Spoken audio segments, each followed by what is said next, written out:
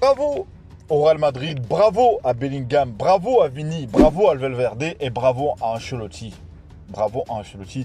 Cette équipe enchaîne 3 sur 3, la troisième victoire consécutive et la troisième est la meilleure parce qu'elle est à l'extérieur, elle est contre Naples, ou une équipe qui s'est réveillée, ou une équipe où on a franchement, il fallait aller la chercher.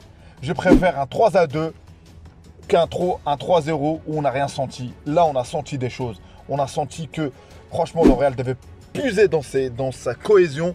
Et ce qui a fait la cohésion, c'est qu'on tourne avec la même équipe. C'est qu'à part Joselu, et on a mis Rodrigo, sinon c'était la même compo. Ce Real Madrid commence à avoir, il commence à se dégager une structure.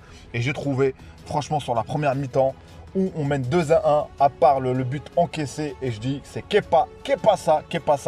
Le premier but de Vini, encore une fois, une passe de Bellingham, où il remonte un peu, il donne le ballon, et franchement, Vinicius, ça fait plaisir d'être droit comme ça fait plaisir l'envelopper, à la Thierry Henry, l'enveloppé qu'il a mis, et franchement, le deuxième but, c'est le top but pour moi, individuellement parlant, le but qu'il met, franchement, 2-1. Il aura fallu que monsieur Turpin, qu'est-ce qu'il veut ce lapin?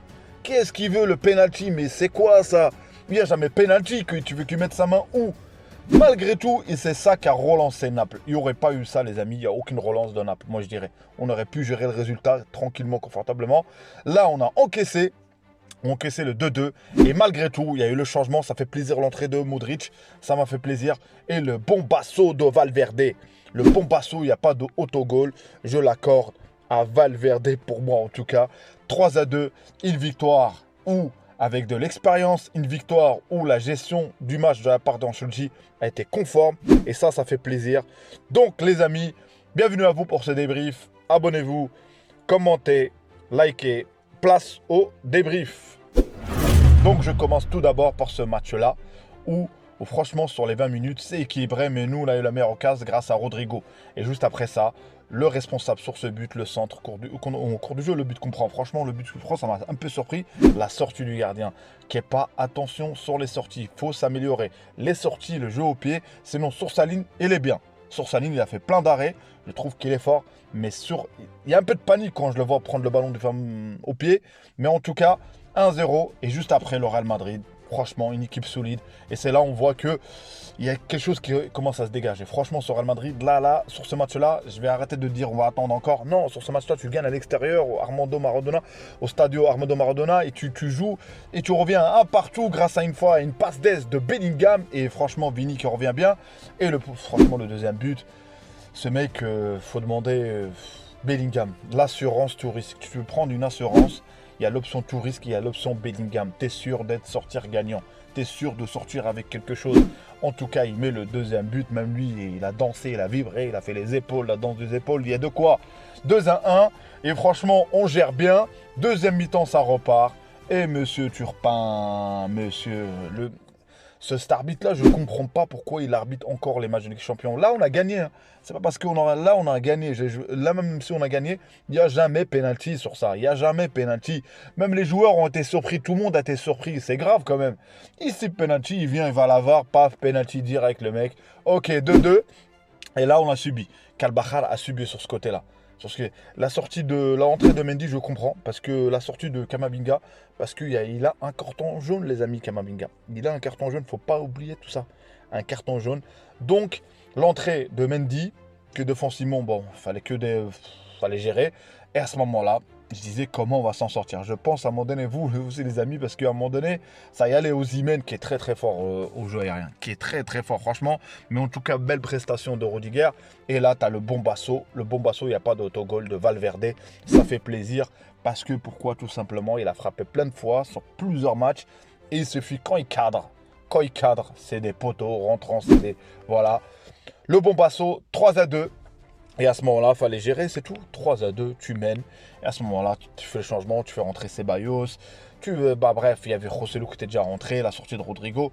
Donc tout ça, on a subi à la fin. Mais bon, ce qui compte, c'est les 3 points. Et c'est pas immérité notre victoire. C'est pas immérité. Cette victoire, chapeau à Ancelotti. cette victoire, chapeau à la cohésion de l'équipe. Et je pense que même, à un moment donné, on avait besoin d'un milieu de terrain, un Modric, à un moment donné, même quand on menait, hein, je trouvais, parce que dans le milieu, il y avait une coupure, j'avais l'impression. Je ne sais pas comme vous, si vous l'avez senti ou pas. Mais en tout cas, tu as fait tourner l'effectif, tu as fait rentrer tout le monde, tu as fait rentrer Modric. Et voilà, t'enchaînes, 2 victoires en Ligue des Champions. T'es premier au classement, t'as plus qu'à gérer tranquillou, premier de la Liga.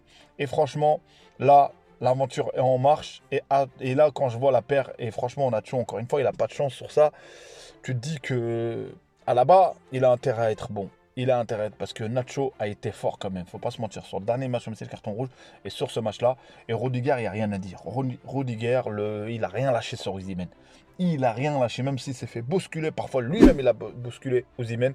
Et ça fait plaisir.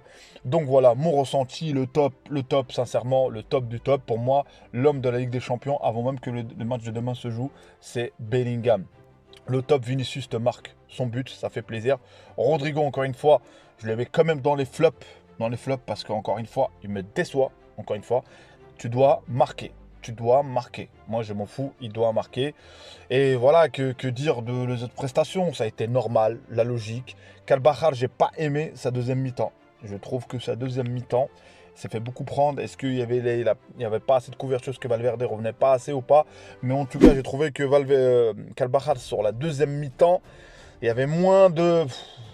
Il se faisait quand même manger. Il faut dire que voilà, eux cherchaient le résultat. Mais sinon, globalement, satisfait sur ce match. Ça fait plaisir, une victoire du Real Madrid. Parce qu'en deuxième mi-temps, je ne voyais pas comment on allait s'en sortir. L'entrée de Modric disait peut-être ça va faire quelque chose. Mais je pense qu'on a impressionné pour ce match-là. Ce test a été payant pour le Real Madrid. Donc voilà, dites-moi vous ce que vous avez pensé de ce match, les amis. Dites-moi vous, est-ce que vous êtes régalé? Je pense un supporter neutre, il se régale sur les buts qu'il y a eu sur ce match-là. Et donc voilà, en tout cas, le Real Madrid, ça fait plaisir, on est premier. Abonnez-vous les amis à mon contenu si vous appréciez, commentez, likez. Ciao ciao, à un prochain débrief. Hala Madrid, Valverde, Bellingham, Vini, le trio qu'il fallait trouver ce soir. Ciao ciao.